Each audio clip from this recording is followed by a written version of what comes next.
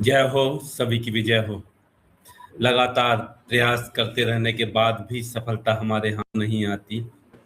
बनते बनते काम हमारे बिगड़ जाते हैं। सारी सुविधाएं होने के बाद भी हमें अच्छा नहीं लगता, मन उदास हो जाता है। इस सब के पीछे मुख्य कारण होता है हमारी प्राण शक्ति का लीकेज होना। तो प्राण शक्ति लीकेज क्यों होती है, इस पर हम आज चर्चा करेंगे। तो प्राण शक्ति लीकेज का सबसे बड़ा कारण है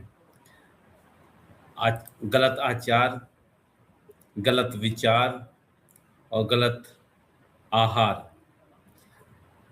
सबसे पहले हम आचार और विचार की बात करें तो हम गलत बोलते हैं, गलत सोचते हैं, गलत किसी के लिए करते हैं। उससे ज़्यादा, सबसे ज़्यादा मात्रा में हमारा मन में गलत विचार आने के साथ ही हमारी ऊर्जा का क्षय होने लगता है। सोचिए, दिन भर में 60,000 विचार हमारे मस्तिष्क में आते हैं और जिसमें से कुछ काम के रहते हैं, बाकी सब व्यर्थ रहते हैं। जो व्यर्थ विचार आते हैं वो सबसे ज्यादा हमारी प्राण शक्ति का हरण करते हैं, प्राण शक्ति का लॉस करते हैं।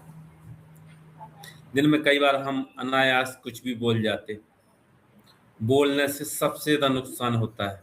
जो आकाश तत्व वाले होंगे तो उनका और आकाश तत्व बिगड़ जाता है। फिर खान पान, सोने का ठिकाना नहीं, जागने का ठिकाना नहीं, तत्वों का कोई ज्ञान नहीं, स्वर का कोई ज्ञान नहीं, तत्वों पंच प्राणों का कोई ज्ञान नहीं, पंचकोश का कोई ज्ञान नहीं, सूक्ष्म शरीर का कोई ज्ञान नहीं। तो इन सब अज्ञान होने के फलस्वरूप हमारी जो ऊर्जा है उसका लगातार क्षय होता चला जाता है और बहुत सारी दिक्कतें, परेशानियां हमारे जीवन में आने लगती हैं। तो सबसे मेन चीज है लंबी गहरी सांस। हम कभी लेने का प्रयास नहीं करते, सांस के बारे में कभी नहीं जानते, जबकि सांस से ही सब कुछ कंट्रोल होता है।